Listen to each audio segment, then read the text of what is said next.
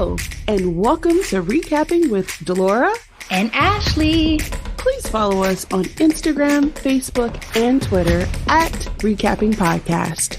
Also, rate, review, and subscribe to our show on your favorite podcast platform. We're on all the things. We want to hear your thoughts on the movies and shows we review. Leave us a comment on Apple Podcasts or our YouTube channel, and we will read them during the show. Or reach out to us on social media. We love talking all things entertainment and pop culture with you. Thank you guys so much for listening. Thank you.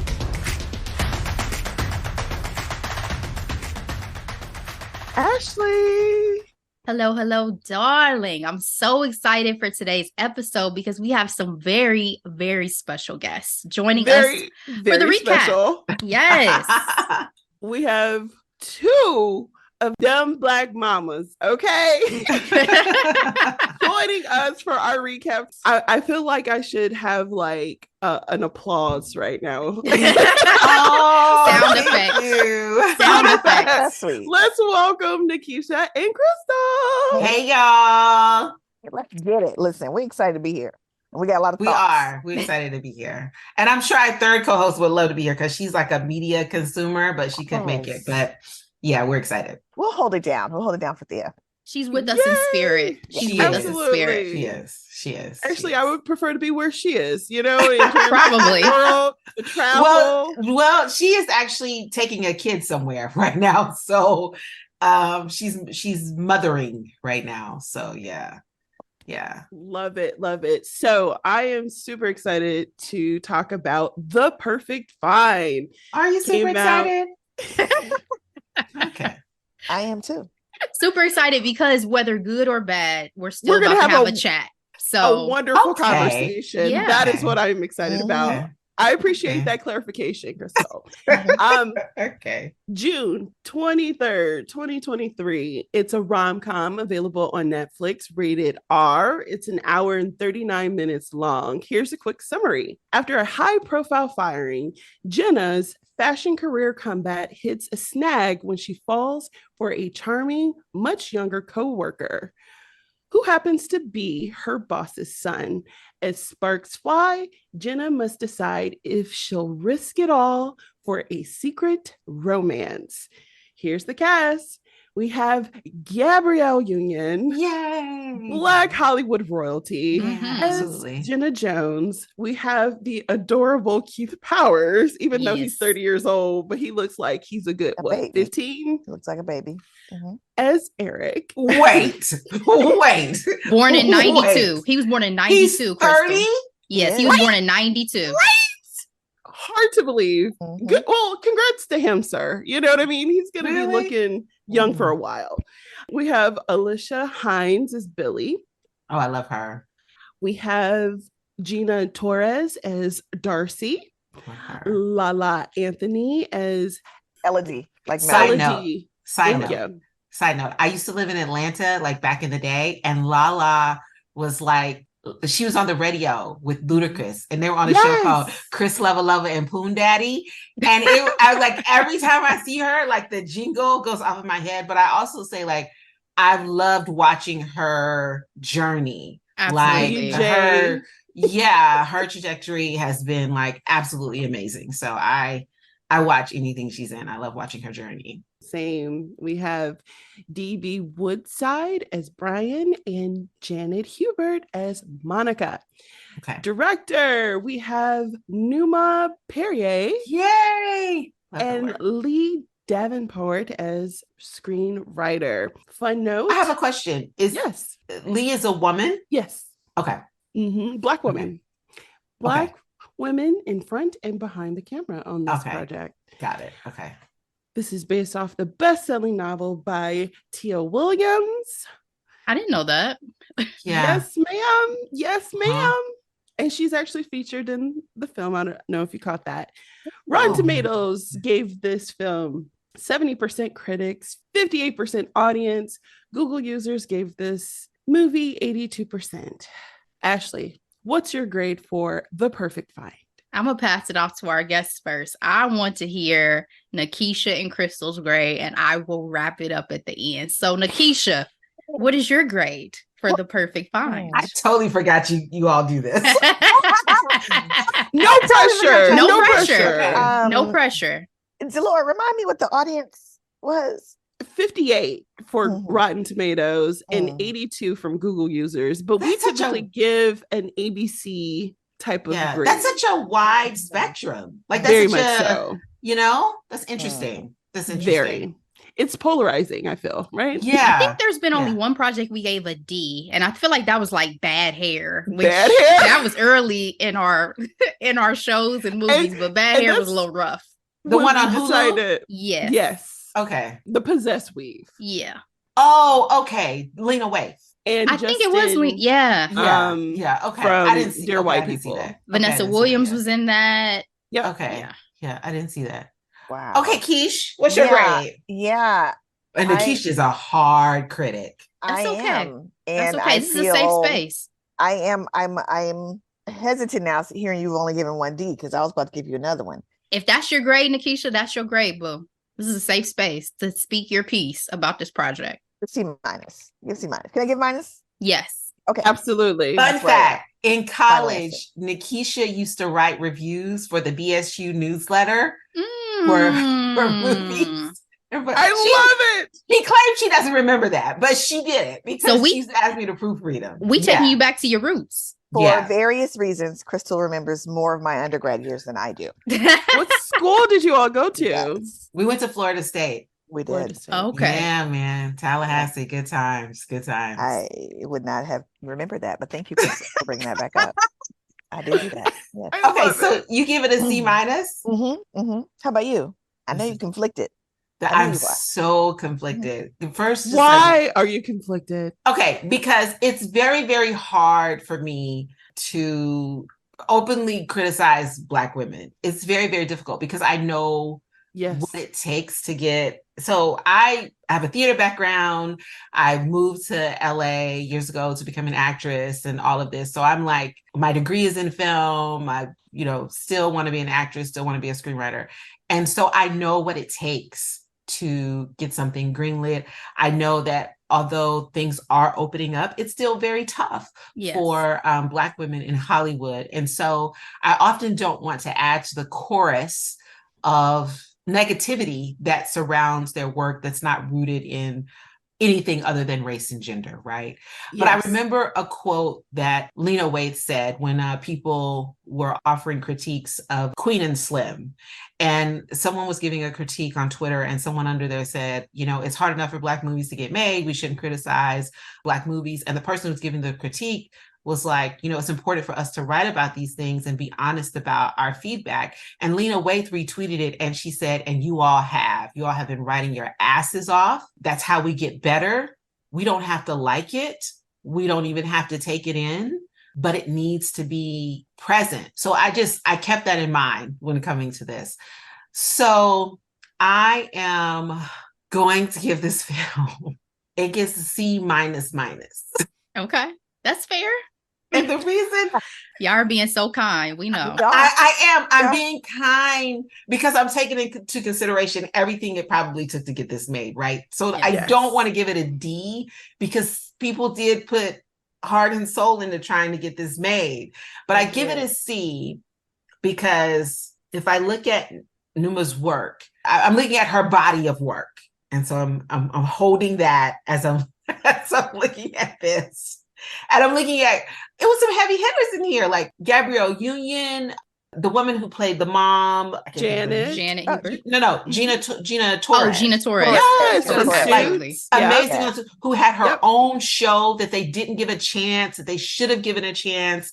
Heavy hitters. And so I'm looking at their body of work. Aisha Hines, who was the best Harriet Tubman I have ever seen in my whole entire life. Talented. So I just realized that was her in this moment. My God. yeah. So I Wow. was like, I can't give a movie with those names on it a D, but it was definitely below a B Mhm.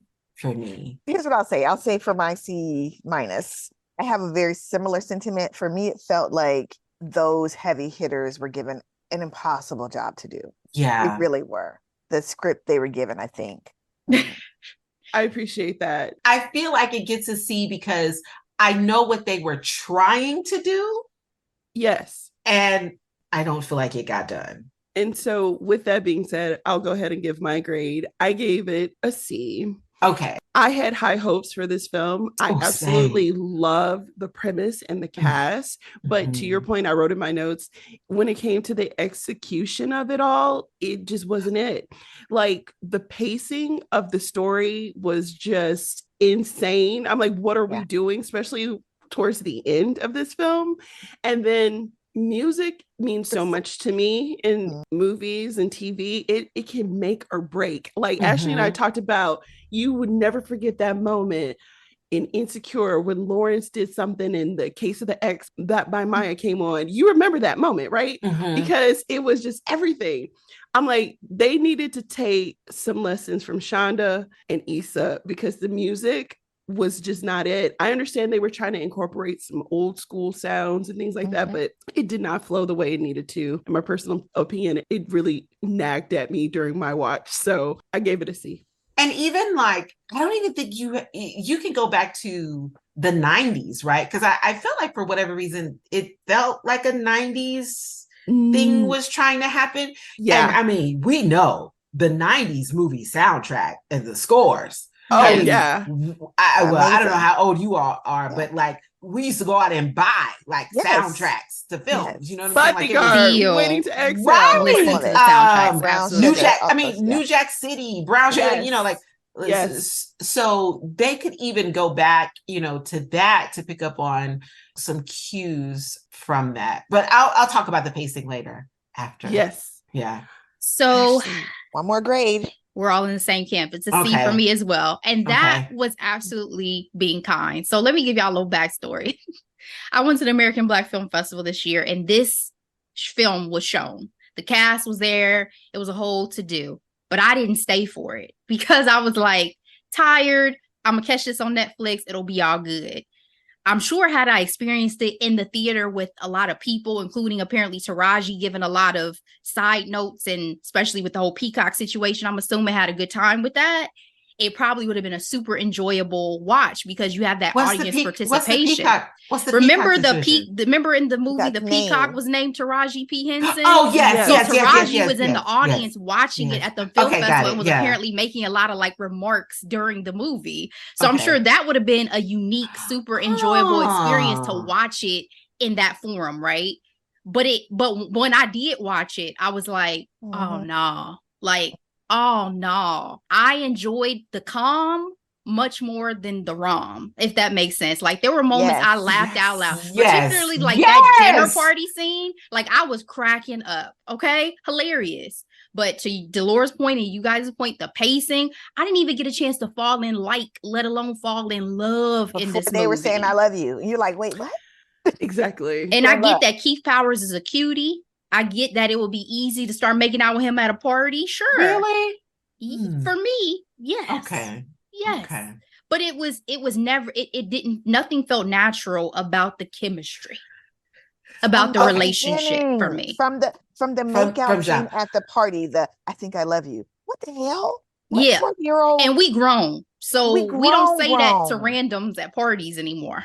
So to your point about seeing it with a group of people, I think that's a really good point because when I think about it, I think I would have enjoyed it if I were in a theater. Yes. I really do think I would have enjoyed it when I was in a theater. And changes that's really experience. Yeah, and that's really interesting. So now when people make films, when you're making a film, you do have to think like, is this for television or is this for a theater? Because people don't know this, but you're doing different things if it's for television or if it's for a big screen. Like there's some movies that I see on a big screen and I'm like, this would have been really good on TV, but it's not good on a big screen. Yep, but I think this movie should have been in a theater so that it could have been a communal experience, because I think now that I'm thinking about the pacing of it, I think that's how the pacing feels to me, to give those moments for the audience to interject. I think it would have been more enjoyable. The only thing I would say to that is even if we had a larger audience experience, are we laughing with it or at it? At it. Okay. NeKisha already answered. So there were moments of with it for me. I'm not gonna lie to y'all. Some of the parts were funny. Like, you didn't mention Jungle Pussy is the name of the rapper who was Lala's girl throughout it. There's some of their little scenes I was like, y'all are wild. Like, y'all are wilding. What is her name? Madison? T.S. Madison. I thought she was hilarious. I wanted to see her again. I was mad she only had one scene. I really wanted to see her again. I thought, I don't know if that's their pronoun, but I wanted to see them again. I thought that was really funny. There were some funny moments, but there were also moments where I thought I should be laughing, but I'm not. Exactly. So I think that goes to like the pacing, but also with the pacing, I felt like there's some techniques that are like signatures of Numa to me. Like, a scene is going on and there's dialogue, but the characters aren't talking to each other. It's a voiceover of their conversation, but they're doing other things in the scene. That's like a signature thing of hers, which I really, really like usually, but it felt kind of jolty in this movie. Like, I was like going back and forth with that. So I think that disrupted the pacing too. So let's go ahead and get into the recap. 1 year after professional and career setbacks, Jenna Jones is asked by her mom to see herself out the door. In a montage of magazines and newspaper articles, it shows us the rise and fall of her personal life and career. One can imagine how hard such a public falling out would have been. Was it too soon for her mother to kick her out, or does Jenna need to pull up her grown woman panties? And as Dem Black Mamas, I also want to know, when do you provide love, time, and affection versus tough love? First of all, now let me say this. I have seen the movie. I rewatched the movie to make sure I was, keen on the details for this discussion. I still at this moment don't know what happened there. Don't know what the downfall was. Didn't read the headline, I guess. Unclear. Yes, I agree. And it's not important. Was it the relationship that imploded and then that created a rift in her career? Exactly. We are thrown completely into unclear. And never ever got enough insight into it to be mad at Brian to know. So yes. What? Exactly. Okay, I thought I missed the headline. Okay, so I didn't. Carry on. Crystal, what do you think? Okay, so I did miss the headline. I assumed that Jenna was not a nice person based on her conversation with, I keep calling her the mom. Darcy.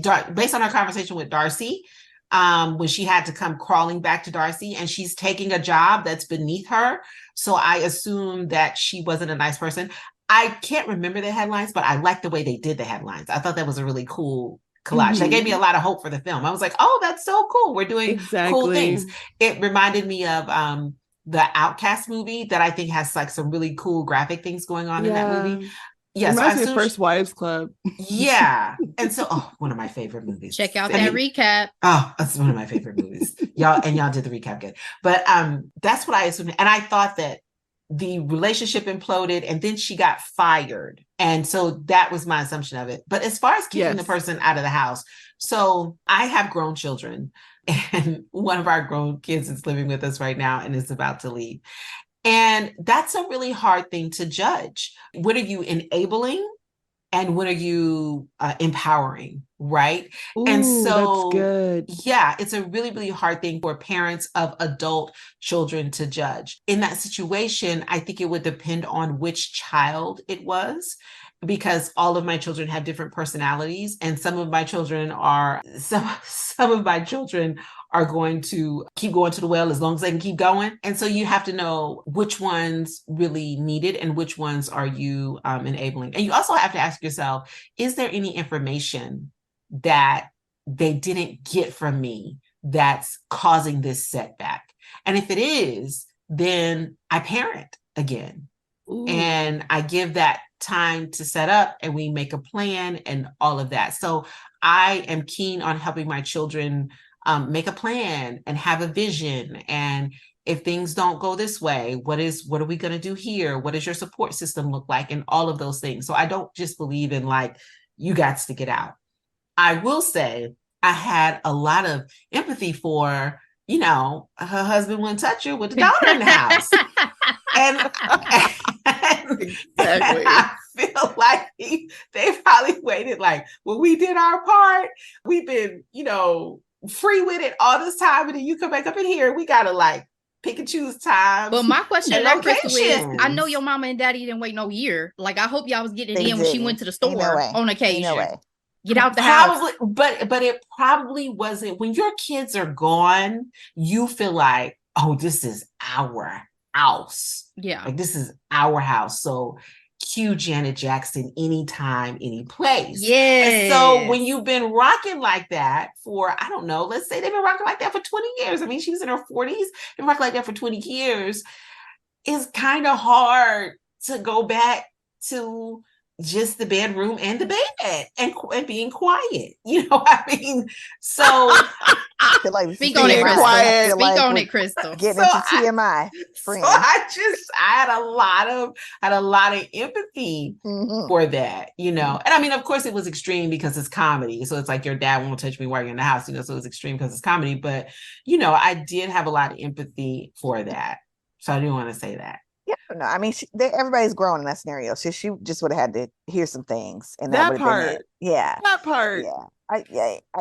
Yeah. Motivation to move out sooner. But I absolutely love that conversation of enable versus empower. Yeah, I know. And I especially appreciate you saying, is there something they still like? Is there a gap? Is there something they still need? Because I do think we often are like, well, you should be at an age where you've learned everything you need from me and have moved on and learned other things from the world. But the idea that that's not necessarily always going to be the case. There's still going to be things that you recognize that, hey, here's some additional wisdom I could be given to you no matter what age you are as your parent. And I love and appreciate that so much. Yeah, because depending on where I was at that time, where you were supposed to be learning that, depending on where I was in my own journey, like outside of parenting, depending on the kind of child you were, and depending on what was going on in our lives as Black people, what was going on in the world, you're bound to miss something. And I mean, there's still things that I'm learning at my big age that I go to my mom for, you know what I'm saying? And so, you know, I have grace and space for that. Yeah. Absolutely. Beautiful. I yield to Crystal because she's got the adult children, so I'm learning from her in real time. Yeah. And that's gonna be me and Delora. That's gonna be me and Delora. I'm a Black mama too. I got a 5-year-old baby girl. And yeah, it's been a beautiful journey up into this point. So I absolutely love your podcast and love what you all are doing for Black women. That last episode about menopause was real. Honey. I was like, yo, I had no idea what the rules were and what to look out for. So I feel empowered and informed. So that was beautiful. Good. That's a fun episode. We're gonna have her back on. Yeah. Yay. Absolutely. Yeah. Okay, so as you mentioned, Jenna moves back to New York and finds a new job as a creative director with her arch nemesis, Darcy. Would you do it? Would you go to a known rival and ask for a freaking job? No. The way my pride is set up, hell no. I would have been working an online job from mama's house. I would have started a podcast about fashion. Oh, there we go. Ooh, yes. There we go. Absolutely not. I definitely think that they set this up for the tension of the situation because Jenna established herself in her career long ago. So no matter what happened, unless it was some type of public crazy scandal that she could not possibly come back from, she would have found a job. You know what I'm saying? Like I don't think there was any thought that her qualifications or her capabilities had diminished with whatever had gone down. So to me, it was just set up for the tension. She would have been fine with or without Darzine. So I mean, just like she got that job in the end at Columbia, she was going to be fine. Exactly. Exactly. Yeah, and the part that they did touch on that I think is real is like she felt like she didn't have a lot of years left. So she felt like back into a young person's game. Yeah, she felt like that clock was and you lose that energy. Like it's exhausting after a while. It's like I've been there, done that. Why do I have to start from the beginning? Yeah, which I do think is real. Honey Child, which is a podcast by Felicia Pride, who is a film and television writer. She wrote for Queen Sugar and love that show. Grey's Anatomy. Yeah. So she has a podcast called Honey Child, I forgot what it's called, but they just recently did an episode about something like this.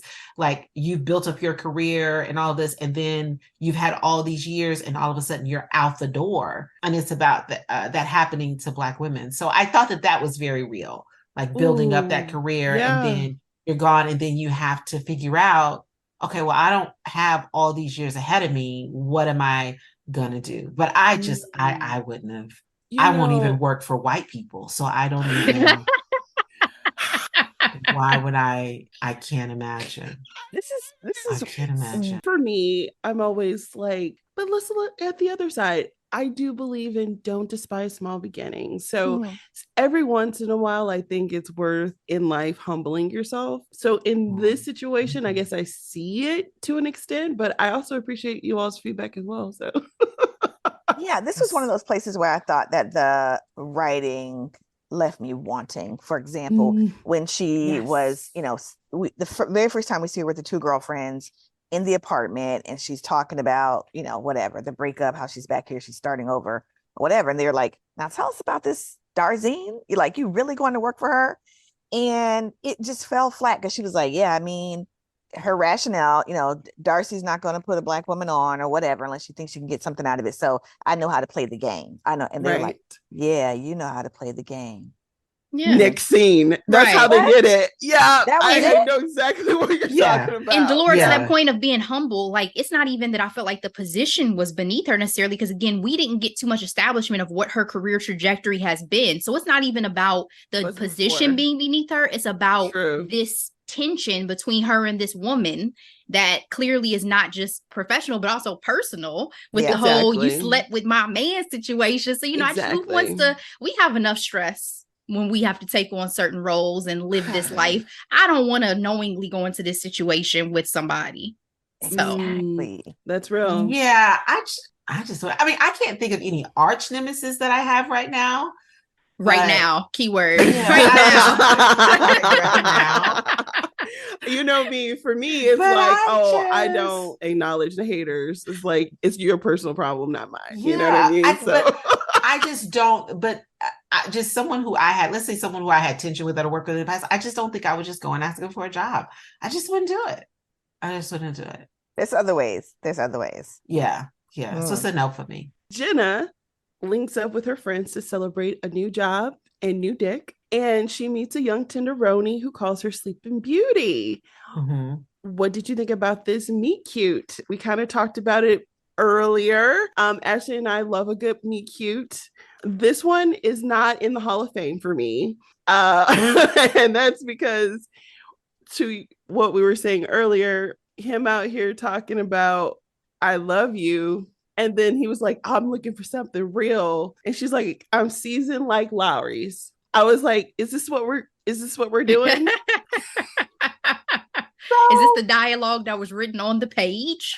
Or was this improvised? Either way, all types are wrong. I felt more excited by Lala's character in this scene of the situation. Absolutely. And even the Asian chick who was, whatever that relationship was, that was more exciting than whatever her and Keith went and did over in the corner. Because again, if this is supposed to be the romantic entanglement of this film, yes, Jada, entanglement, I just needed way more to establish like a chemistry. Like, it just felt so abrupt. I'm at a party, I'm messing with a 20-year-old, I'm making out, I slide down his pants, so now I gotta run out the party. Like, it just didn't feel good to me. It didn't make me feel good. But not before saying, I think I love you. Right. They're going for that insta love. And because this is a visual medium, I didn't feel it. I didn't see it. No. Like, Ashley, a rom-com needs to give me the warm and fuzzies, or it's not doing its job. That's part. Just the point. So I felt a couple of things. I called my daughter in on this because I was like, maybe I'm old and I haven't been out in a while. And I'm also an introvert, so I'm terrible at clubs. We went to parties in college, but I went to parties. This sounds strange. I was with parties with a purpose. Like, It was like, oh, I'm here for this, or this is a fundraiser for this. Yes. But I rarely just like went out. Like fun for me was like, oh, I have play rehearsals tonight. Oh, yay, it's gonna be fun. We're doing a new scene. I was a resident advisor in college, so if that gives you any idea. So I was not. So I was like, well, maybe I just don't understand. Like, this is how it goes down now, you know? And so I asked I was like, so is this like a normal, I'm going to be on this podcast. Is this like normal? And she's like, it feels weird. She was like, it felt weird to her too. And then the other thing I thought was like, I don't find him attractive. And maybe because I have a 13-year-old son and I also have a 23-year-old son, and I felt like he had the body of a 15-year-old. So I was struggling a lot. Y'all don't see Delora. Y'all don't see it. I was struggling. And listen, hey, he just wasn't my cup of tea because he looked so young. Yeah. He looked so young. I mean, he didn't have like no facial. Like I was like, I was surprised when I found out. If you check his Insta, really he has photos that he looks more grown in real life than he does. I don't know about the chest. I don't know if it's the chest hair. I don't know. I mean, I don't want to get, Michael B. Jordan. Much the man can do with his chest. I don't want to end up on the red carpet with him one day and, he Michael B. Jordan's me, like he did the old girl. Oh my gosh. That was whack. That was whack. It was a lot of things. I try not to think about it when I think about him, but I don't want that to happen. But because it was a moment, I was like, I understand. But, yeah. But anyway. Because we don't be expecting celebs to be petty. You'd be like, hold on. You calling me out on this on camera? Yeah. Yeah. And I mean, she's not the nicest person, but anyway. Okay, but anyway, I digress. But I thought like, okay, then maybe it's just me. Maybe I can't feel the chemistry between them because I'm not attracted to him. But it just felt really, again, I know what they were trying to do with the banter and the dialogue, but it just didn't happen for me. But the scene itself, like what it looked like, I thought it was like shot well. I thought it was shot very well. And again, it gave me, it was like, okay, but I'm going to keep watching. Even though I'm not, seeing this, I'm going to keep watching. I can tell you, for those of us who are attracted to Keith, it didn't change. The feeling. No, didn't change it. And then like, I thought she was trying to do like a one night stand thing. So I didn't see the big deal in him being so young. Yeah. The age difference never bothered me either. I mean, that wasn't the thing. It was more so the timing, the pacing, not feeling like I have a chance to, but it also, you can't fake chemistry. So it's also, if your two leads don't have the greatest chemistry, that's going to translate to your audience. This is part of it, what it was for me, and why I say that. I don't want to blame the casting, so I'll blame the writing. But I do think casting is a challenge here because of the roles that Gabrielle has played and who we've seen her as a powerful, independent, successful Black woman. She would never, in the roles we've seen her in before and how we're used to seeing her, that person would never settle for these dry ass lines, this no game. Like how this brother came was so whack and so often, repeatedly, and we'll get into further, like how his mama told him to shut up or go to his room, like that, to abide that as this boss chick, you know what I mean? Did you really feel she was boss chick in this movie? Because I felt she was I didn't feel like she was as boss as we're used to seeing her. I didn't feel Mary Jane. No, definitely wasn't Mary Jane. Right. No, but if you see how the assistants greeted her when she first entered that Darzine, right, like you knew she was somebody, right, right, and grown. I don't know. She didn't walk in that though through most of this film. She was on a comeback. She making a comeback. I'm going to use my own life. Like, I feel like people can see you one way, but how you really feel and how you I know people could see me one way, but then when they probably saw me interact with men, they were probably like, what the hell is going, like, who is this person? Because I was very, I didn't date well. So I just think you can be one way in one scenario. And then in another scenario, maybe she was just awkward and and insecure. And granted, she was coming off of a 10-year relationship. So she was like a newborn baby in the dating game again. Trying to I didn't get none of that. I didn't get none of that from this movie. And I blame them, not me as the viewer. Like I didn't. What I'm saying is I came in with this view of who she would be based on all the other worlds I've seen her in. And to reimagine her now in the way that you all are explaining her, awkward, new, not, I didn't get that. And okay, got you. It was supposed to. No, but that's so fair, though. I mean, that's so fair. And she has had some great, like her and Morris Chestnut, peak for me. Absolutely. Peak chemistry. You know what I'm saying? Mm-hmm. Even her and Michael Ealy ended up. Oh, I was going to say her and Michael Ealy. Sizzling. Absolutely. You know what I'm saying? So that's what I'm saying. Like we have been with Gabrielle Union as an audience for a very long time. So to your point, NeKisha, yes, it is.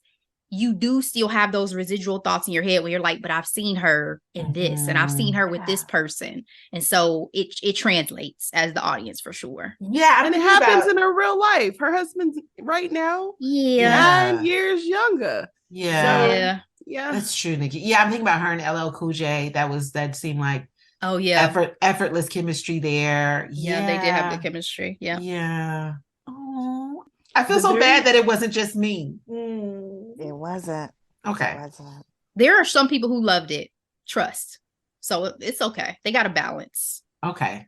They got some balance out there. In the plot twist, the very next day, we find out that handsome young man that she did not get his name or vice versa is the new videographer and Darcy's one and only son. Let's take a deep dive into this mother-son dynamics, okay?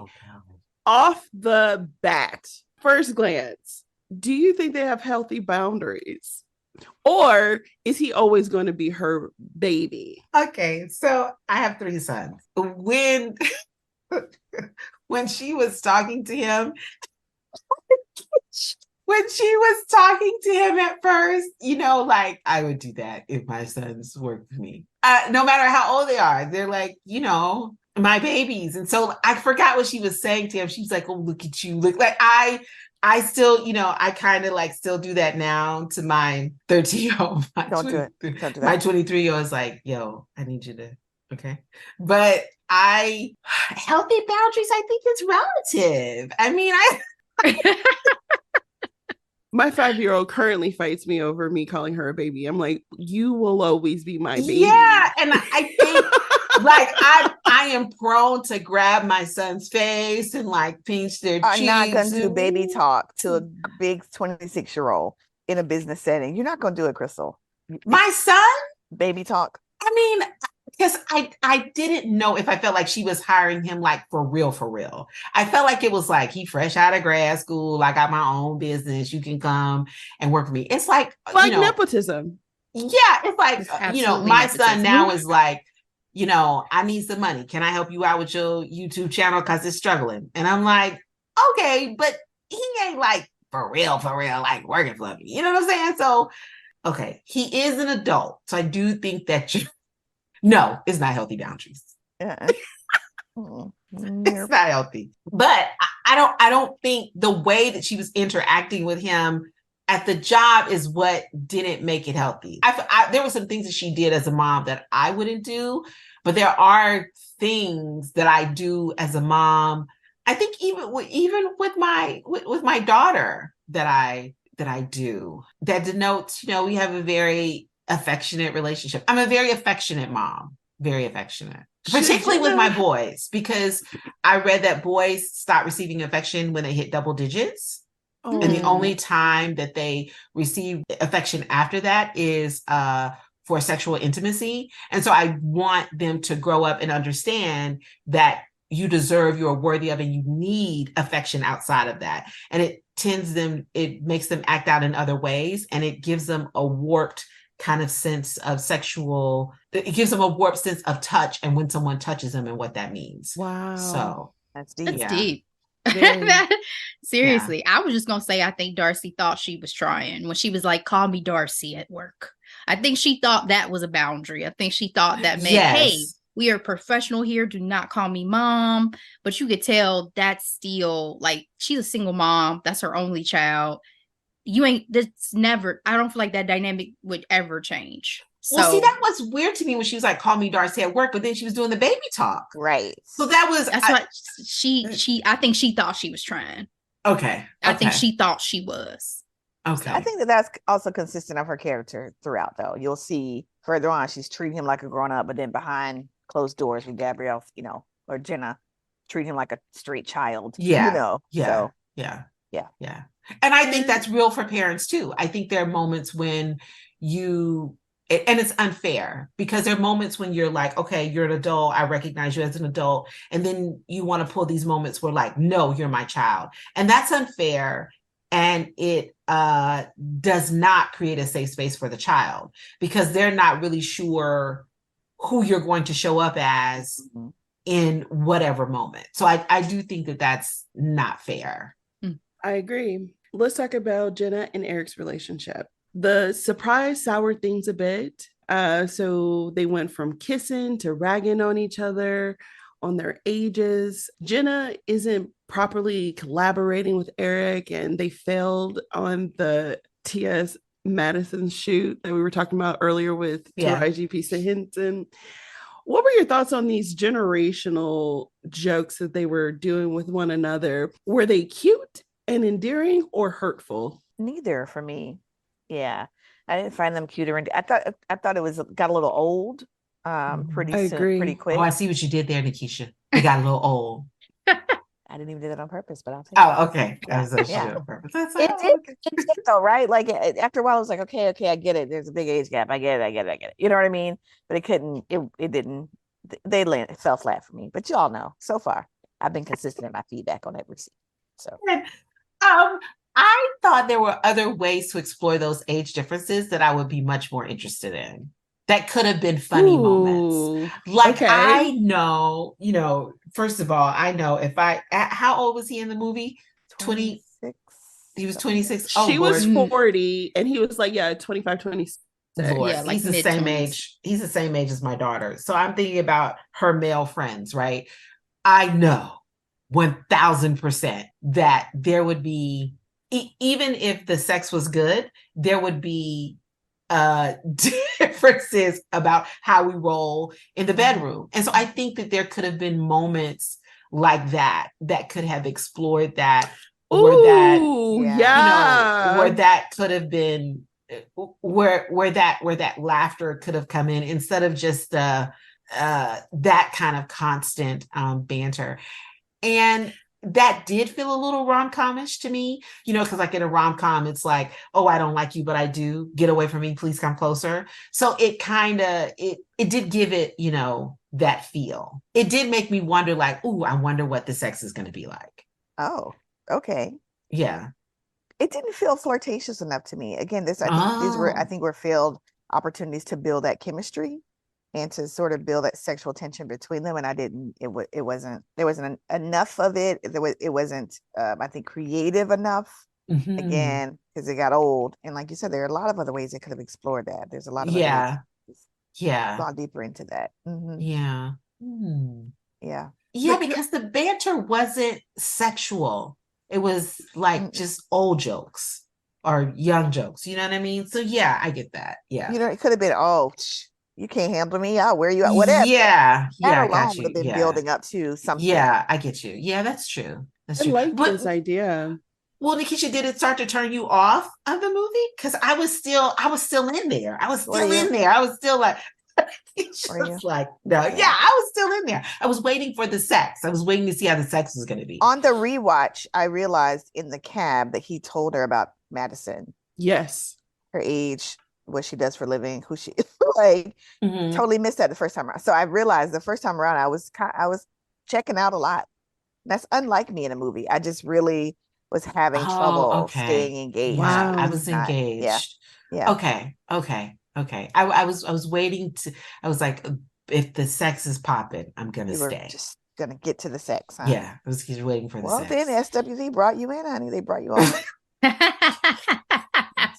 That happened. The couple found commonality for their love of old Black Hollywood. Their appreciation led to the development of the Perfect Find series that infused old Black Hollywood with today's influencers like Remy Ma. And it was a success for the business. Were you all familiar with Nina Mae McKinney? No, I wasn't. I was familiar with Nina Mae McKinney, but it's not even because of film. It's not even because of that. AMC and Turner Movie Classics is my jam. Like I love that. No, there's nothing. I openly talk about my love for CBS Sunday Morning. So like I get it. It's like I love Turner Movie Classics. Like I watch silent films. I'm a huge Oscar Micheaux fan. Like so I knew who she was just from my love for old films. Yeah, could you appreciate Crystal because that's your jam and you knew some of the folks they're talking about better than others. Did that commonality between them sort of start to build chemistry for you? Could you see what they were doing in that? Okay. I could see what they were doing in that. And I also appreciated that I knew that a lot of people wouldn't know who she was. And so I liked that the film was bringing, because they could have used, Dorothy Dandridge or, they could have used someone else, but I appreciated that they used someone who's not as well known to kind of I appreciated that they brought a name forward. Yeah. So some Black history. I could see that. Yeah. And that's very rom-com-ish. Like, we find something that we both love and we both are passionate about this, and that passion turns into something else. So so I did like that. I also love Remy Ma in this because I wasn't expecting her, and I thought that she looked so like pretty and feminine in a way that I don't usually get a chance to see her like in her career. So it was like I loved them including her in this series for that.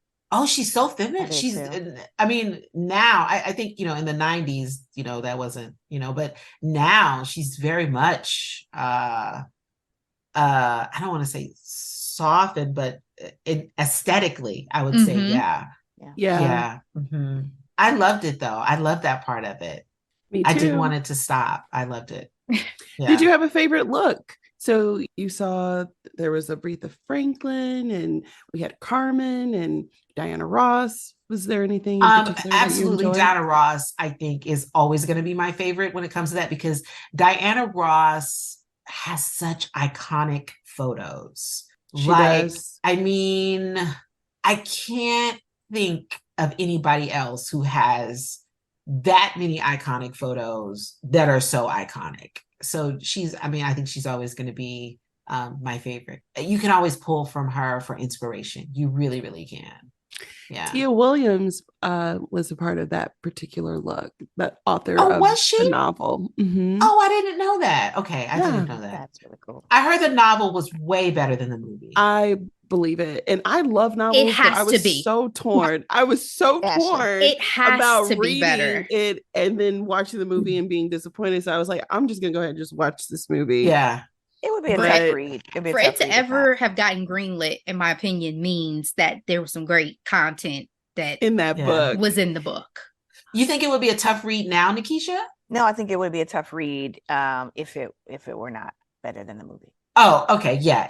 I heard it was way better than the movie. Yeah, it has to be. Yeah. So, it's highly acclaimed too. Highly acclaimed. Yeah. So during this time, Jenna and Eric went from not being friends to lovers. I want to take a quick pit stop and talk about Jimmy.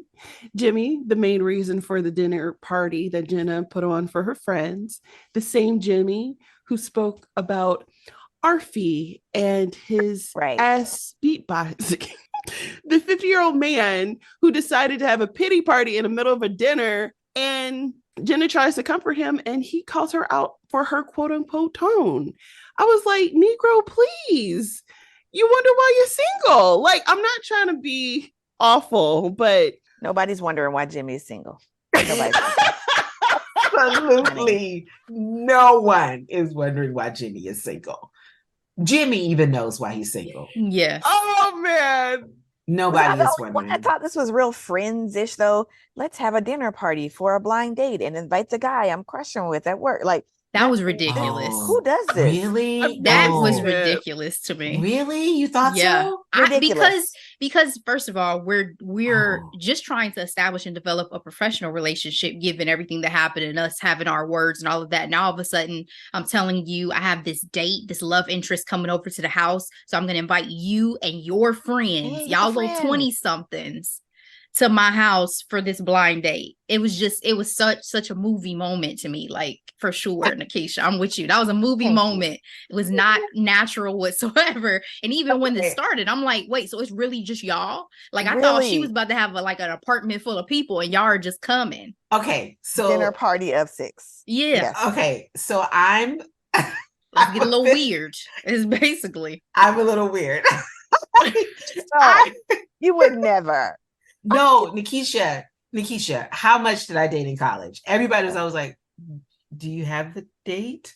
It just was a rare thing for me, but I would have loved it because I can be like a bit socially awkward. So it would be more relaxed to me if it was a dinner party. That's the people you're going to invite, though, sis? That's the people? The work crush and his 20-something friends? But I think your homegirl. I think she did that because she knew she really liked him. And, it's kind of like that. Like, you really like this person. So you. But so then you invite him to your date? I'm not saying it's right. I'm saying what kind of the game is this? Thea to be on here. I need Thea. Thea would not co-sign this foolishness. She wouldn't co-sign it, but she'd be able to explain it better because she's a therapist. But I'm not saying it's right, but I am saying I understand why she did it because she likes him. And so she likes him, but then she's trying to prove like, I don't know how to explain grown, though, sis. You talked about back in your 20s. She's grown, though. Well, but there have been some shows where it was grown folks doing some things, and I was like, oh, they're how old? And they're doing that? So, I mean, I get it. I'm not saying it's right, but I get it. It's like, well, let me prove that we're really friends. That's very rom-com-ish too. Let me prove that we're really friends. Oh, perfect example. You remember when on A Different World, when Whitley set Dwayne up with somebody and they all ended up in the same place. You know what I'm saying? So it's all your personal and other references are college age people. She grown, sis. Grown. Yeah, but she's been in a relationship for 10 years. So like maybe her growth. That's not revert back to 20.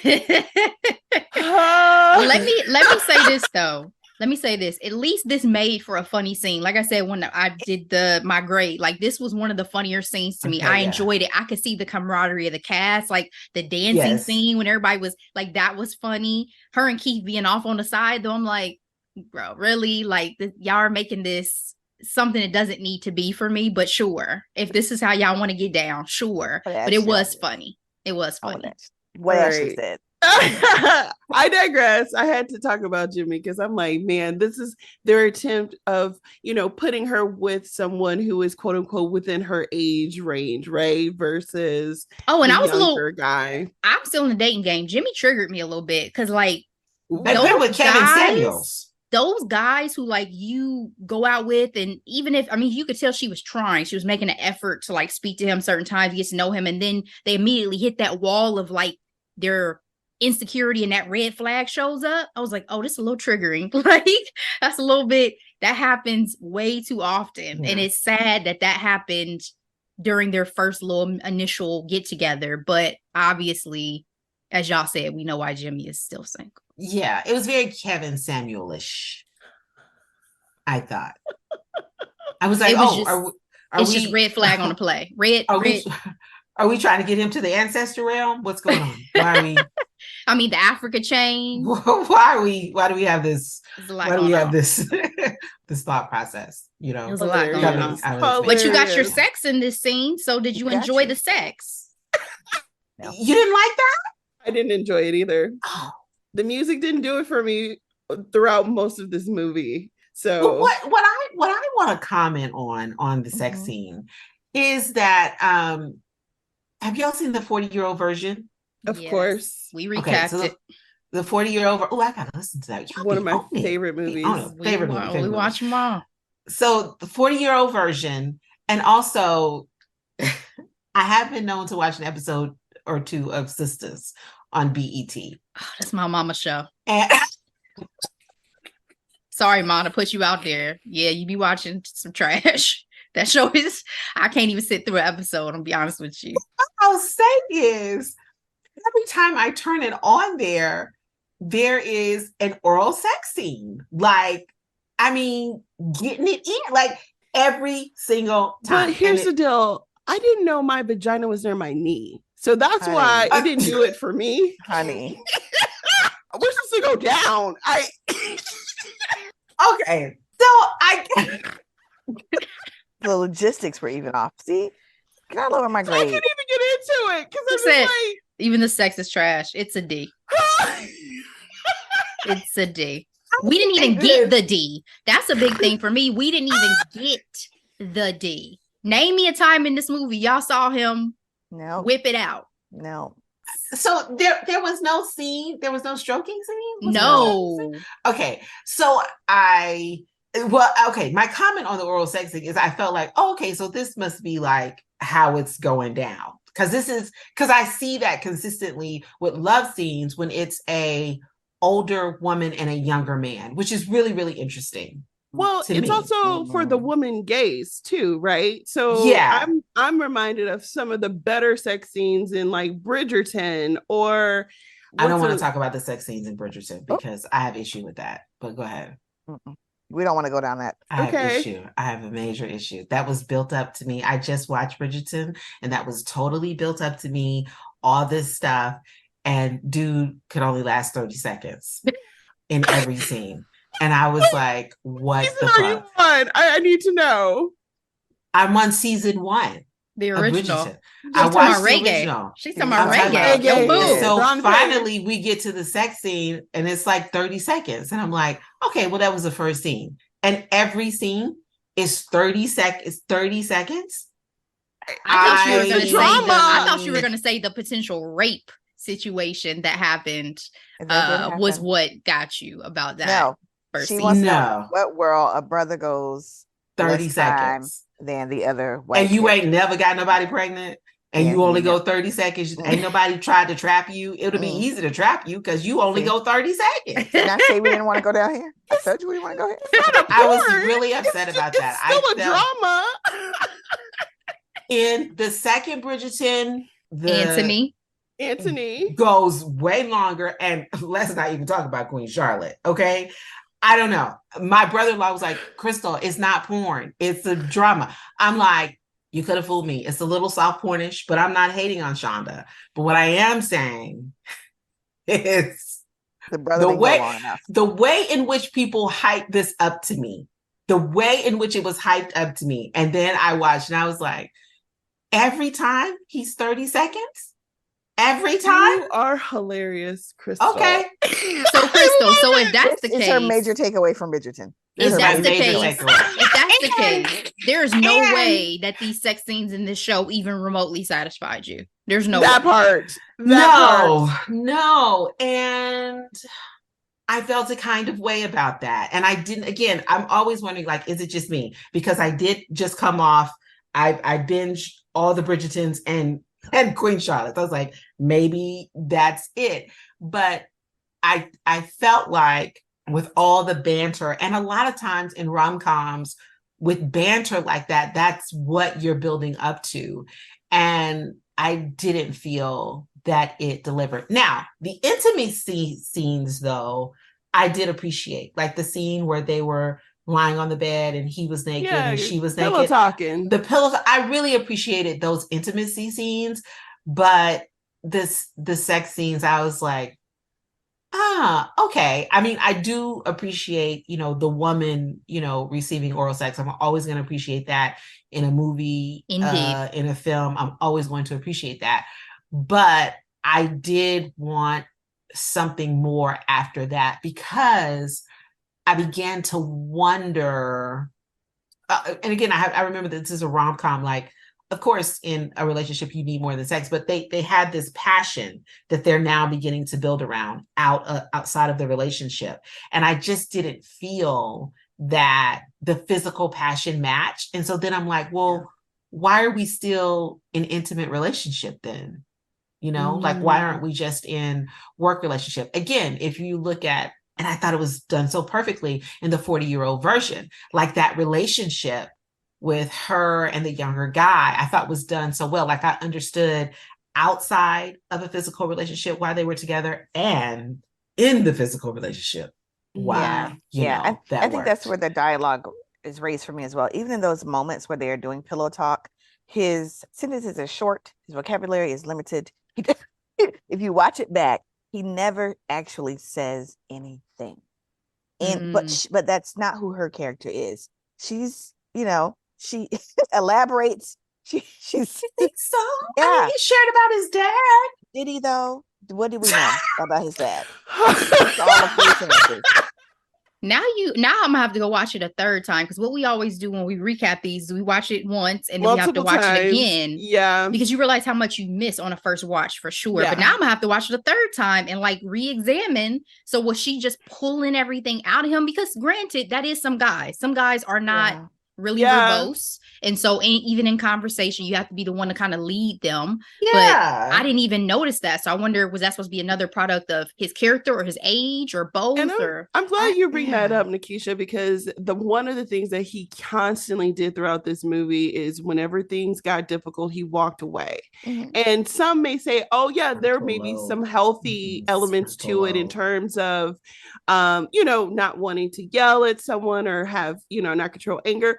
But when you're unable to articulate your thoughts and walk away every time, then there's a problem. Yeah.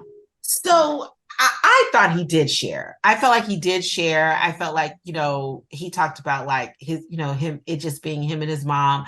I felt, again, I have a 26-year-old daughter who's very verbose, and I have a 23-year-old son who, when talking to women, not so much. And so and having conversations with them, with my sons in general, about like communicating with people who you like. So I didn't feel, one of the conversations that I have with my daughter all the time is like, you want a guy like you see in the movies, who's doing all this communicating, who's telling his feelings and all of that. And you have to really think about, like, in the real world, are men nurtured to do that? And given his relationship with his mother, I mean, who was his only parent, I don't know. I didn't see that as out of character. I felt like he did. I felt like he shared like a man, which is really interesting because a lot of people,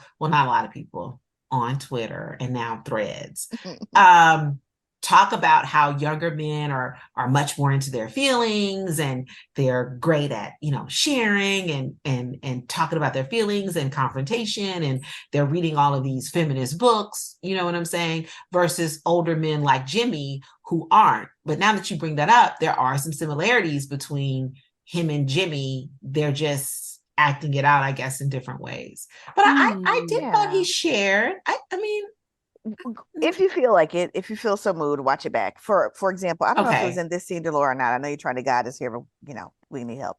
The scene where she's like, I want a love that's so obscene, and they talk about the movie scene, the chalice they turned it to drink from where he drank, and she describes in such detail the love she wants. His response to that is, she's like, what do you mean? Nothing. Like, what the fuck just happened? Like, dialogue. That's true. He's nothing. True. Okay, so I think on that, I don't think that's the love he wanted. Which we him doing that later. Right, later. But I also think, and okay, we're not ready for this. Okay, I was going to say this for later, but I think it's a frontal lobe issue. Here you go. Okay, and he's 25. Well, you're supposed to be fully your by brain. Then, right? Not if you've had some sort of trauma. And this is Black man living in, you know, white supremacy, even though it's New York. No, what I'm saying is, you have to be aware of that when you're dating someone younger. The brain is not fully developed. I think we see that later. When I kid you not, later, we haven't got to it yet, but the scene with his mom, I was literally tapping my head. And my husband was like, what are you doing? I was like, frontal lobe. Frontal lobe. Nothing to do with his brain. Frontal nothing lobe. to do with his brain. Frontal lobe. Yeah. The scene in the restaurant, frontal lobe. Frontal lobe. It's not developed. It's not developed. So you have to set your expectations like based on that. Absolutely. And so it's all May, December is all good until you really think about development. Jenna and Eric are seen out by a mutual acquaintance. The beautiful Winnie Harlow plays Sookie in that role. Darcy confronts Jenna, and based off my knowledge and experience with Black woman intuition, Darcy already knew. Why is she having this conversation with Jenna about staying away from her son? Yeah, bro. Well, she has to. Like, even if you know, you still have to have the conversation. I think she has to have the conversation. She has to. I feel like it was just out of respect for the fact that they worked together at this point. She was giving Jenna the opportunity to speak her piece, be honest, have that. Oh, I don't think she was expecting Jenna to be honest. Oh, you don't think she was expecting honesty? Ooh. No, I think she was letting Jenna know, bitch, I know. Putting her on notice. I see you. Yes, I see you. I don't think she expected her to be honest. Well, would you be honest? I mean, I hope I wouldn't be fucking my boss's son. So there's that. There's that. But if you actually, we all get into situations. No, and that's a great point. I give myself and everybody else grace to know that things happen. Right. And if there was some little young tenderoni that ended up being somebody I was working with, and if you was working with Kofi's mama. Now, why you gotta put Kofi in this? Damn. That would be. There's no way I would be able to stop myself on that one. So that's a good one. You got me. Right. If Kofi was working with me and we was laid up, at his mama house, then I don't know what to say. I guess in that case, if me and his mama had to have a chat, I would do my best to keep it professional as well, but I probably would not, to your point, have spilled all the tea in that moment. But again, I would have already been formulating how this was going to go down. Cause I have a lot of anxiety. Exactly. I have a lot of overthinking. So I would have been already like, what's the end game with this? Like, Same. What am I looking for with this? Same. Because once his mama confronted me, I would have been like, okay, I gotta get out of this. At this point. Yeah, absolutely. Agreed. To NeKisha keeps saying it. I'm a grown ass woman. I got bills to pay. I have a career. I cannot throw it all away on this. And I've had my fun. Yeah. Yeah. They get attention from the New York Times. Apparently, they're a little bit too cozy and everybody's seeing it. They're starting to feel a little pressure in the relationship. They show up to Billy's daughter's birthday party and Eric's ex is there. And Jenna is coming off real insecure, not even asking him like what he's doing. She's making assumptions and, him walking away yet again when confronted or, with having a conversation. Frontal lobe. But the way Jenna rolled up on the two of them, the way she walked over there so hard. Very hard. It's like, what you doing, sis? What you doing? This is where I feel like, yourself. And I know this is moot, but so this is kind of outside commentary. This is where I feel like you got to know what you're getting involved with. Like, if I decide to get involved with a 30-year-old, then I got to confront my insecurities about younger women. I can't be deciding to get involved with, a 28-year-old and he has an ex-girlfriend I have to really confront my issues around the thought of he's going to leave me for somebody younger. And it's so interesting because I think that no matter the man's age, women tend to think that. You know what I'm saying?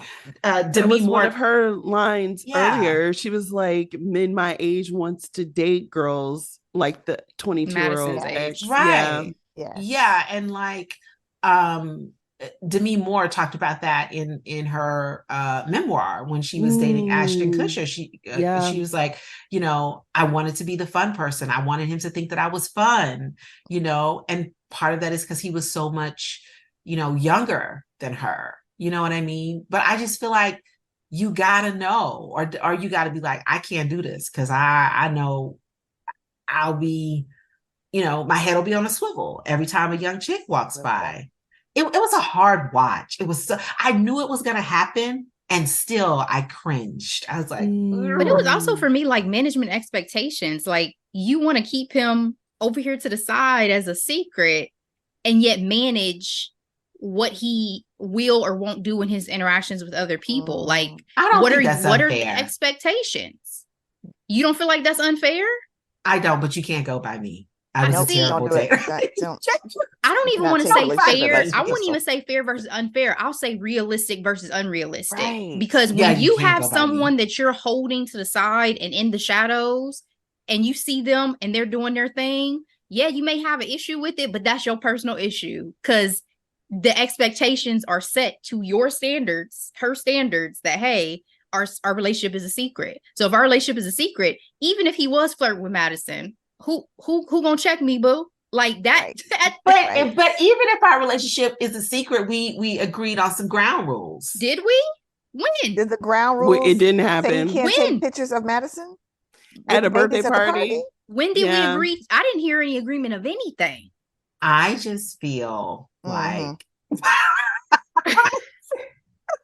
I feel like why we're a secret. You know why? Because your mama can't find out, right? And she's already, kind of on to us. So why we're a secret. Well, then, Crystal, if that's the case, what's in game? What do you want from me? That's what I would have said if I was him. What do you want from me? He didn't want the secret anyway. He was like, he said, kiss me right now. Yeah. So. Okay, this is my thing. Okay, he's like, kiss me right now. You don't want this to be a secret. But when you confronted by your mama, you don't have nothing to say. So he reverted to like a 6-year-old. Right. Exactly. So I feel like Jenna was right. Jenna was right. You know what I'm saying? Like, you ain't ready for this to really go. You ain't really ready.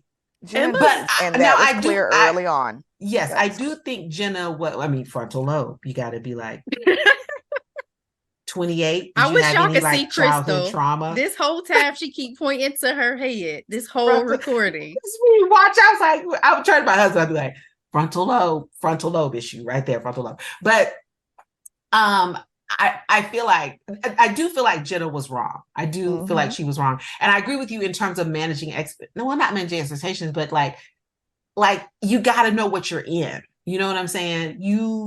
You're dating a 28-year-old. Other 28-year-old women are going to look at him, and can you handle that? I feel like manage her. I don't know. I cringed. I knew it was going to happen. I knew she was going to do it. When they said who the chick was, I was like, oh, this is going to be so hard to watch. But I also feel like, I think he was putting a little extra on it. I didn't see that. I didn't see it. That may be me projecting. So we are all coming from our own humanity and our own experiences. Absolutely. And that's why this conversation is fun. I feel like, I'm not sure if he has a sixth sense or not, but Brian decides to show up to Jenna's front door. That interaction was very interesting. Do you feel like he showed up out of grief or out of jealousy based off of what he saw on front page of the New York Times? I feel like the silence speaks volumes. Didn't Darcy tell him how to find her? Yes. And see, then Darcy. I feel like if you show up, you better show up looking your best. He was grieving. He had lost his mama. If you show up, okay. I feel like maybe a little bit of both, which I think is, first, I feel like if you're going to show up looking your best. Okay. He's grieving his mama, put on your best black suit and maybe be like, ooh, child. Oh my. You know what I'm saying? Not the black suit. Whatever. Well, NeKisha said he was grieving. So I'm thinking funeral, whatever, black suit. No, I feel whatever. you. I feel you. Yeah. But just show up and be like, ooh, child. Because if I'm grieving and I want to lean on my ex, I'm gonna want to have sex, so I'm gonna be conscious of what I have on. So I'm not going over in my sweats and a head wrap unless he like that, and I know he like it. You know what I'm saying? But that's number one. Number two, I didn't come over for tea. Okay. And clearly he did. He wanted her to come up. He didn't come over just for a movie, and he don't even like movies. Let me just lay my head on you. Trying to lay your head somewhere else, but above the knee. We talked about that earlier. But anyway, number two, I thought it was so entitled for him to show up. That man had 10 years of her life and dropped her like a hot potato. Yeah, I felt like that was so entitled. And it's like, oh, I lost my mom. And it's like, I think it put her in such a tough position of like, okay, he did lose his mom. We were together for 10 years. Like, and I thought that was so unfair. I thought that was very peak Black manish. Oh, I felt like it was so entitled. It didn't make me be like, ooh, the ex showed up. I felt like, ugh, the ex showed up, not looking hot and entitled. So I said option C because I maybe I'll change it to D, all the above. Maybe some grief, maybe some missing her. But I also think Darcy had a hand in it by making sure he knew how to find her. But he had been pursuing her by sending her things and trying to, sending her subliminal messages through the articles he was in and all that. So, for sure he was, trying to win her back. We can argue how hard he was trying. I felt like that was passive aggressive. For sure. And probably indicative of how he was throughout the relationship, to be honest, Yeah. And why she was like, enough is enough. Yeah. Enough. But can I tell you what I hated the most about the scene? I know what you're going to say. I know what you're going to say. Or I know. I saw you and him walking in the rain. Like, why is that? Why? Yeah. You and I are on the same page because it was just not right. It didn't work. It was so on the nose. And that's like somebody their whole life was like, I am going to play this song in a movie the first chance I get. There's going to be rain and walking away, and I'm going to play a forlorn lover watching couple walk. Like, how much more on the note? And I love that song. As an actress, it's one of my favorite songs. It's not like I don't like the songs, but it just didn't go. It wasn't pieced well together. Mm-hmm. Can I tell y'all, I can't take Brian seriously as a love interest because I don't know if y'all watched the show Lucifer that's now on Netflix. No. My guy was a whole angel in that show. He was the brother. He Amenadale, I think was his name. He came down. He was about to be God by the end of the series. Like, I can't take you seriously, sir, as no love interest in this rom-com because I just watched this. So I couldn't even look familiar. Yeah, I couldn't even take him seriously in this role because I had just wrapped that show. So I couldn't, it's not even a factor for me. I was like, okay, let's move on. He often plays a very good guy. Yes, he's not usually a villain. Yeah. That's a great point. But yeah, I didn't like the Orange Juice Jones thing. I love that song. It's one of the greatest song monologues ever. Yeah, when that played, I was like, it was one of those moments I was like, oh, why did we do that? I mean, I was jamming, but I was mad. Like, why? I was I don't know. I wasn't jamming. I was like, ew. I just see you like stone faced watching the TV, just shoulders like kind of moving a little bit, just stone faced, like these motherfuckers put this of all the scenes. My husband thought it was hilarious. He thought he was like they put it there to be funny. He was like, it was supposed to be funny, not you taking it too serious. I was like, oh, okay, maybe I am. It was a lot of drama going on and a lot of miscommunication because Eric saw Jenna with her ex and he didn't come into work the next day. She decides to show up to his mama penthouse to reconcile and they lose track of time and get caught in the act. At this point in the movie, me personally, I have my question here. Were you rooting for Jenna at this moment? Because for me, do we even like Jenna? Like, because to me, she is coming off as woefully insecure. And we talked about this previously as well. When confronted by his mother, he did not speak up. He was not the man he claimed to be. in face of it, his mama. And then as Jenna, are you really gonna go to your man's mama's house where he's staying? It didn't feel right in my soul. You know what I mean? And have sex on her beautiful velvet couch. Wide open, not even closing the door. Which I could have sworn on my second watch I saw stains on it. And I was like, I be damned. Please tell me you're lying. Watch it again. Not the continuity. I swear on my second watch I saw like wet spot. And I'm like, bruh, okay. I would have fucked them up for that alone. Not on my couch.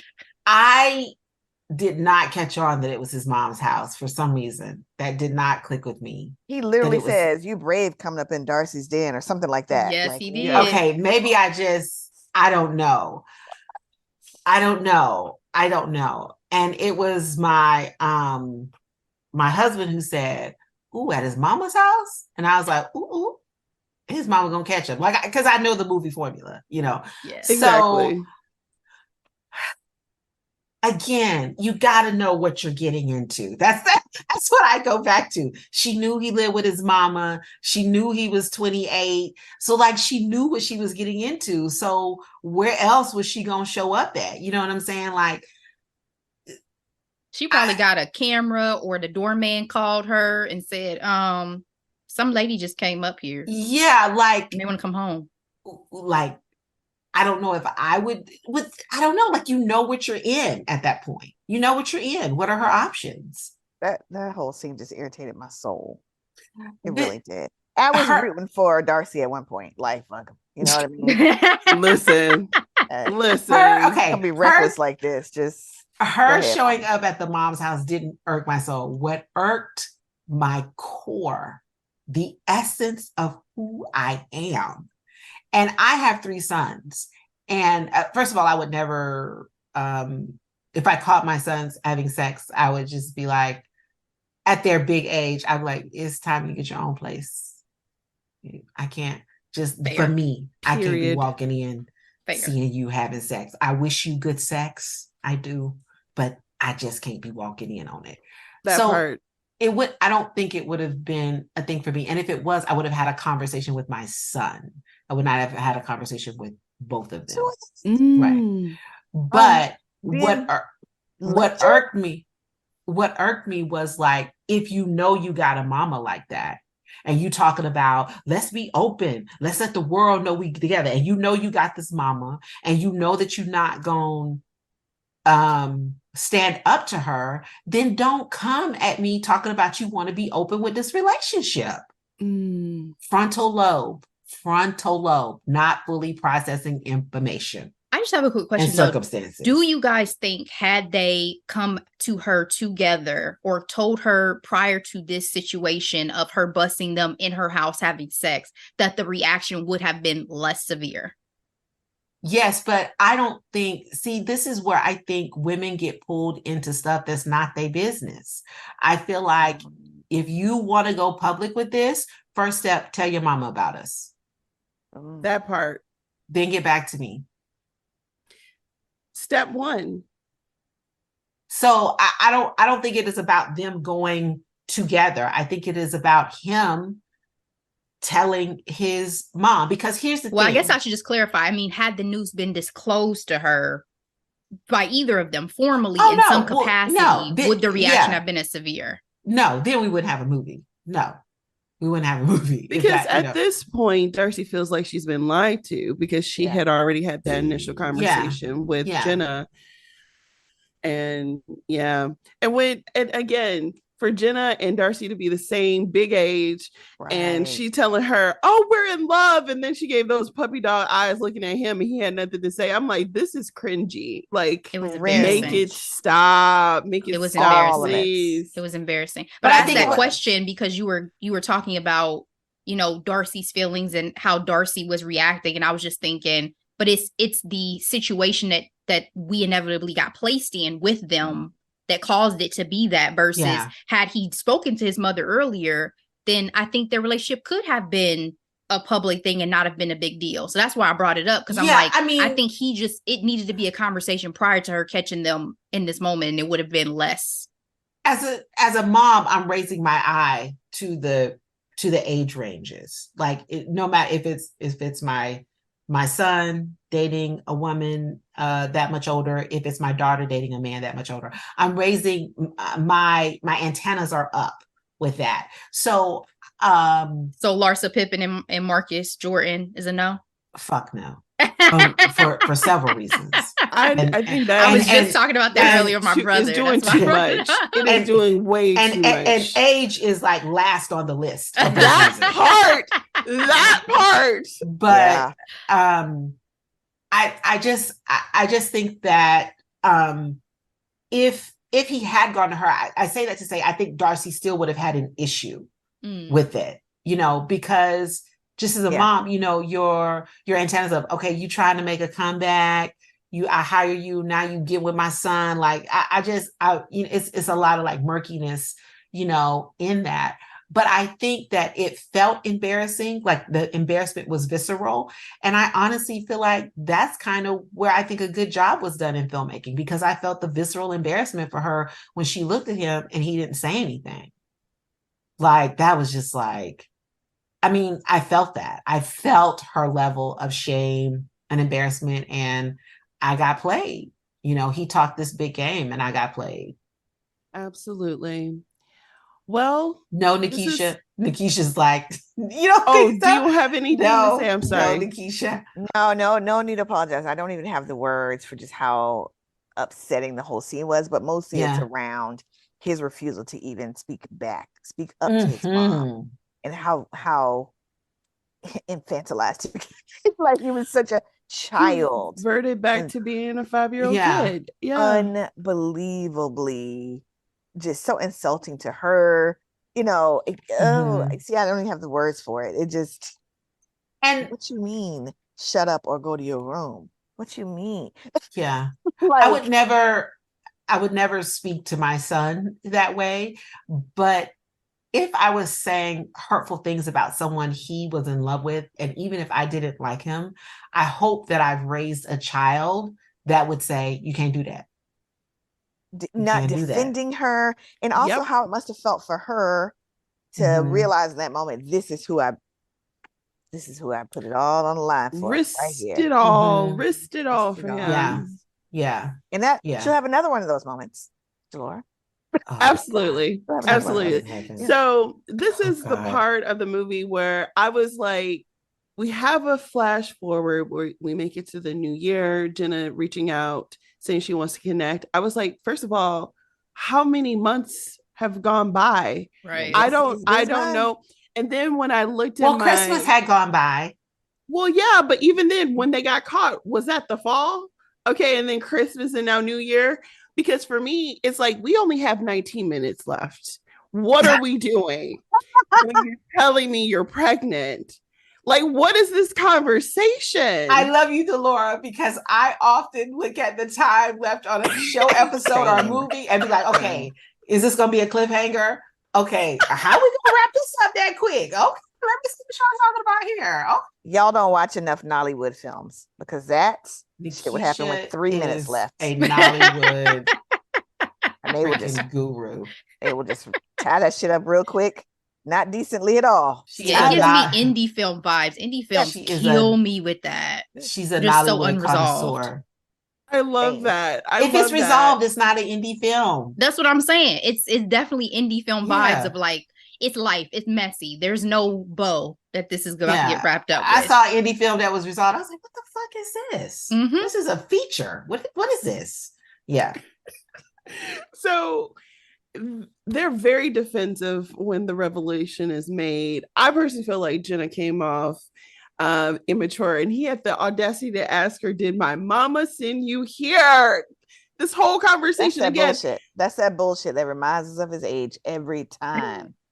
Every time. Crystal pointing to the frontal lobe. Tell her what I'm doing, Ashley. Frontal lobe. Pointing to the frontal lobe. Here we go. Okay, let me jump into this. Again, on Twitter, it's young men this and young men that, and young men are, better than these, Gen Xers and all this other stuff, right? The millennial, I don't know millennial, but just young. And I felt he acted 16 in this moment. Granted, it's not what you expected. You don't want to have kids, but I just felt like it was such a teenage reaction. Like, yes, his chest got smaller to me. I was like, what? Like, you are a grown ass man. You know that you had sex without a condom. And it's like, oh, you're pregnant? Yes, nigga. That's how that shit works. Only takes one time. I don't understand. I could understand, like, okay, I'm just give me some time. Just give me a minute. But even the way he started the conversation, like, you know, I wanted to reach out to talk, But when I tell you this, it was so 16. It was just so sick. I felt like I was watching 16 and Pregnant. Like, I was like, what? Like, you wanted to reach out to her. I can't remember the exact dialogue, but he did say like he had wanted to reach out or whatever. Yeah. And so now you have this opportunity, but she tells you this again, the whole conversation when she revealed it. Because first of all, I was like, why did she reach out to him after that? Why did she reach out? And then I was like, oh, she's pregnant. And my husband was like, how you know? I was like, she's pregnant. I did not see that coming. I didn't see it coming either. I didn't either. There was no other reason for her to reach out. There was no other reason. After that whole debacle, why would I reach out to you? And so when he just switched after she showed him ultrasound, frontal lobe. Like, no. That was just so, his reaction was just so immature to me. That's when I was done. Another thing about this scene that really confused and really kind of bothered me, I guess, was she said her reason for not contacting him earlier was because he didn't want to be a dad. He said that the films would be his kids or something like he didn't have the dad gene. I had to go back and even find where he said that line because it was so kind of in passing one time during pillow talk. I remember that though. He didn't make a big deal. You know what I mean? He didn't make this profound statement like, and I shall never, you know. And so he wasn't like, he wasn't like the Duke in right. He I brought it full circle. Have kids. I brought it full circle. You like that? I appreciate that. Yeah. So for her to be like, I didn't tell you because you said you didn't have the father gene. Like that was like it wasn't enough of that. Yeah.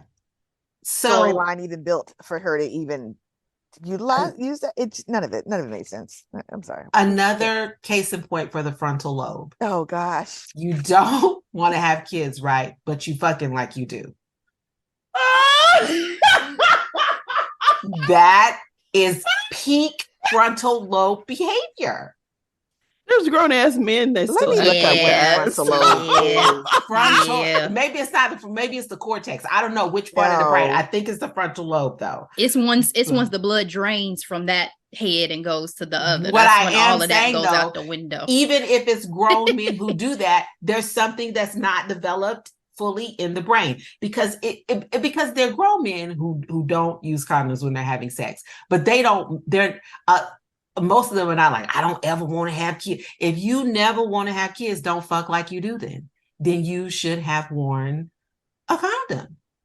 But when your brain is developed and you're still acting like a teenager, your foot is on the gas pedal and you don't know where the brake is.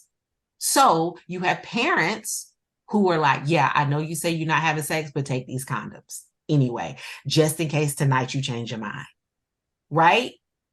I just feel like you don't want to have kids, but you sure was fucking like you did.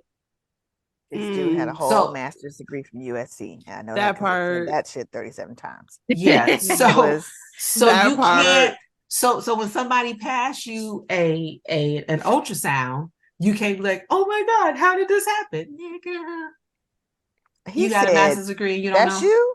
That's you? She said, that's us. Our child. That's when I started bringing out the N-word. I literally was like, nigga. I had to watch this scene a couple times because why would you do that? Because the way for the recap, because the way it devolved, I was like, wait, who fired the first shot? Like, how did this go from we smiling at each other, we making niceties, we talking about what we've been up to I gotta go. I gotta leave. I missed it. It was like it became so jumbled. So that's why I had to go back. He honestly fired the first shot in the conversation, but it devolved because both of them were coming from their own little places of pain. Corner. No, that's honestly what I think, because she was still on this, in this one conversation, you said you never wanted kids. He's coming from, well, I'm still upset that you were having conversations with my mama, and talking about grown women talking about this and that. And so it just, they had never talked that through, let alone talk through, now we're about to have a baby. So in the course of the movie, that annoyed me, because I was like, maybe y'all should have talked about the situation of why y'all broke up, and then maybe get to the baby. Then maybe it would have gone a little bit better. Because just as like couplings, and if you don't resolve those feelings you had and the anger and the hurt you had from why y'all broke up, then of course, when y'all talk about something like this, the conversation is going to go left, because you're still upset and I'm still upset. Exactly. Mm-hmm. I feel like you think I just don't know if I feel like there needed to be a conversation around the breakup. Like, it's clear. Like, nigga, you didn't say shit. Like, I just feel like, what do I need to explain? You punked the fuck out. Like, I don't know if we need to talk about. But that would be your perspective. He also would have his perspective, because I think in his mind, well, the reason why I shut down is because y'all left me out. You left me out in this relationship of having those conversations with my mom in the first place. Like, y'all decided I wasn't a part of that. Y'all, you had a whole conversation with my mom and you didn't say anything to me. He did say that. Yeah. Like, you just handled that without me. So I think that was his perspective. That's true. They both had their own perspectives. Right. That's true. Dumb as it was. That was. Yeah, it was frustrating. That was his perspective. And I feel like, nigga, you still could have said shit. Absolutely. It's not it's not an excuse for either of them. Right. That's just what I caught when I watched it. I was like, maybe y'all should have talked about y'all little residual feelings. Then we could have got to a better place, because y'all both still coming with whatever you had from the past. Yeah. Delora, go ahead and tell us how this then, after that blow up, resolves. And what'd you say, 19 minutes left? I was no longer with a bow on it. Them. I was not rooting for them. I don't think anybody was. So Darcy ends up being the glue that brought everyone together, showing up at Jenna's house, showing some vulnerability to her former adversary, and telling her son about the doctor's appointment. Ultimately, at the end, they end up being one big happy family at the annual gala. Are y'all aware of the ending of the book? The book's ending? No. So apparently, in the book, Jenna doesn't tell Eric until the baby's like 2 years old. And then they find each other in the park and she decides to tell him. So, I don't know if that would have gone well. And actually, I was looking at this article on the Wrap, and they talked to the director and how they purposely changed the movie ending from the book, because she's like, this is a rom-com. So, with rom-coms, you have a more of a happy ending, and showing up 2-3 years after the fact is not as happy as it could be. So, but his frontal lobe would have developed more, and he probably would have had it would have been better than how it ended, actually. Yeah. So what's you all's final thoughts on The Perfect Find? The way that he walked into that office, I was like, rewind that. Let me see him walk into this office again. Yes. I was irked by the way he walked in. Like, I was like, so you just go walk in? And I felt like, I just had so much. I felt like the way he walked in again, it irked my soul. And I was stuck. I don't even know exactly what happened after he walked in, because I was stuck on him walking in and just plopping down. Like, I could not believe that was actually happening. I couldn't believe it. I couldn't believe it. That's where I was. This discussion has raised emotions again that were triggered throughout the film. Oh no! Oh no! I am once again, really irritated. Let me give you final high points. High points are, I really thought some scenes were so beautifully shot. I love the color. I love the adventure that they took with the fashion. I love that they were trying to bring in some Black historical things that we don't often see. I even love a lot of the music, although I felt it was misplaced and forced and all of that. I did enjoy a lot of the music. I recognize I think the directing was beautiful. Yeah.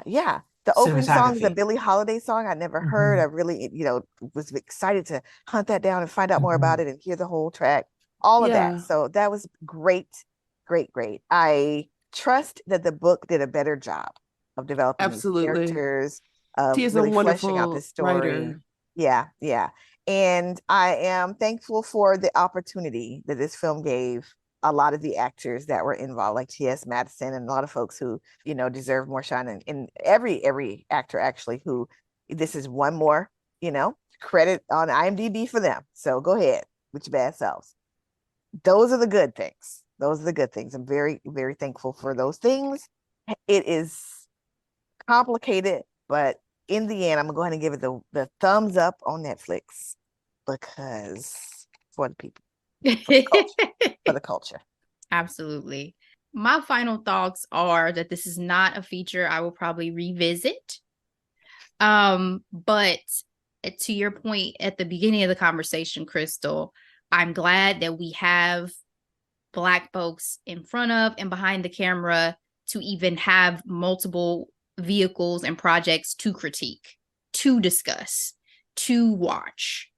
And I will always support our projects and will always watch them, will always, put my money towards anything that we're doing. So regardless of whether we give this film a C, a D, no matter what, I'm gonna watch the next Gabrielle Union movie. I'm gonna watch the next Keith Powers project. I'm gonna watch the next film that Numa directs. So it may not have been a film about Audre Lorde now.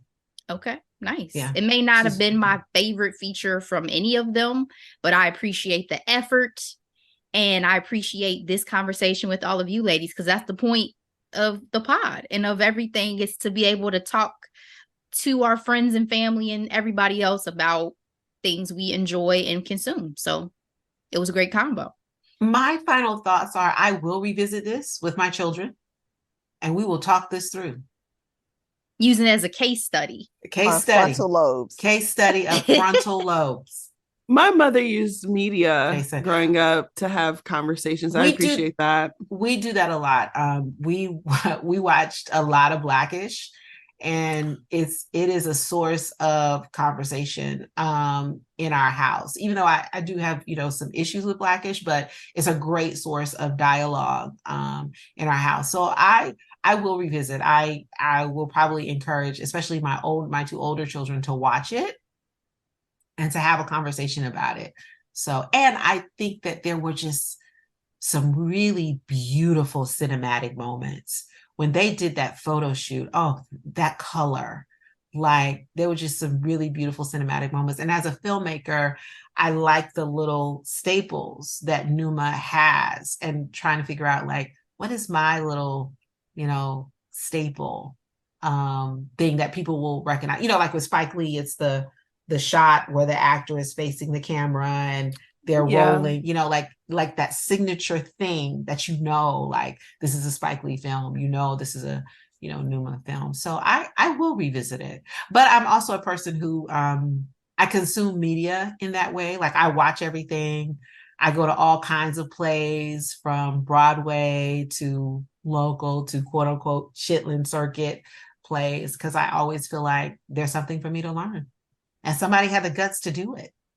Indeed. Exactly. Thank you. But I don't know what happened after he sat in that chair at the doctor's office. You know what?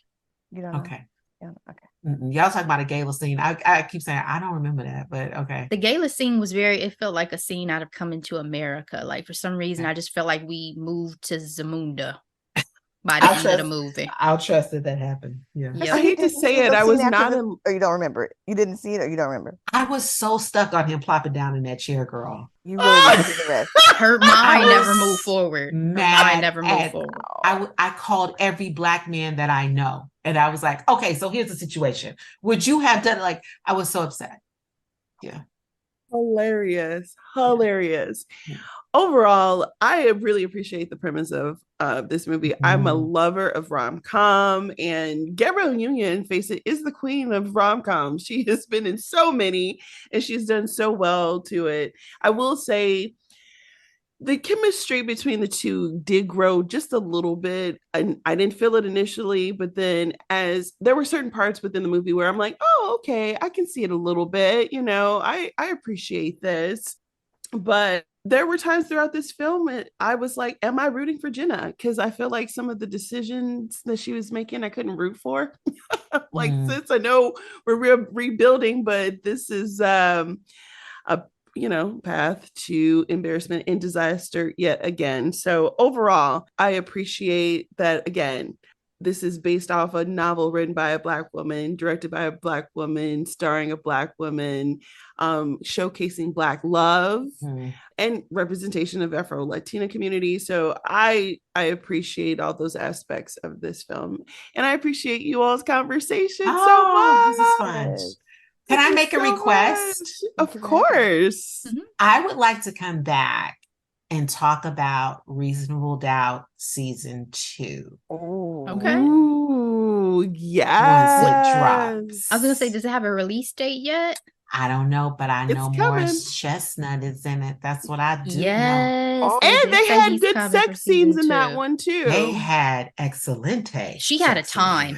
She had a time. She had a time. She had with all the men. All the men, including her husband. Morris Chestnut with that grown man chest. Yes, I want to come back and discuss. Okay. Once the season Request accepted. Yes. Bam. Yeah, and it's a good show. I think it's well done. Yeah, I do. Yeah, we talked season 1. I can't remember when. Earlier this year. Yeah, we talked season 1. So typically we do a hidden gems segment, but because you all are our guests, we'd like for you to talk about your podcast. We host a podcast called Dem Black Mamas Podcast. DEM is not for Democrat. It's Dem, a shout out to African American vernacular, because we want people to know who the podcast is for and who it's by. I like to describe our podcast as like the beauty shop, the front stoop, the kitchen table, the barbershop. There will be some conspiracy theories. We do have our own theories about everything, but we are rooted in real knowledge. And it's Black as fuck and funny as fuck. Macaroni and cheese and all. Yes. And our segments are praise report, church announcements, praise reports, prayer list requests. That's our first segment. Our second segment is mac and cheese, because that's the juiciest part of our show. And we end with Black Mama Say. So it's a really fun time. Our pillars are healing, creativity, and liberation, because those are the things that we want for Black mamas. And our mantra is motherhood is not the graveyard of dreams, because we believe that motherhood is supposed to expand you. So we want to inspire Black mamas to dream and dream big. Have you guys given a take on Keke Palmer? We have not given a take on Keke Palmer. I would love to hear you guys' thoughts on that on your podcast. Oh, I was going to give a quick take. I was going to give a hot take. Well, you can, if you want to. Yeah, shut the fuck up is always an option. That you can part. Always shut the fuck up. Yeah, I'm Taraji P. Henson clapping for Viola right now. Always. It's okay to just shut the fuck up. What she said. That part. This has been a pleasure. It has been the best. Oh, thank you so much for your time and insight. This was wonderful, and we look forward to doing it again. Oh, yeah. No doubt, too. Sure. Season 2. Let's get it. Yes. Let's get it. Thank y'all for helping me process the trauma. Thank you. Anytime. Our pleasure.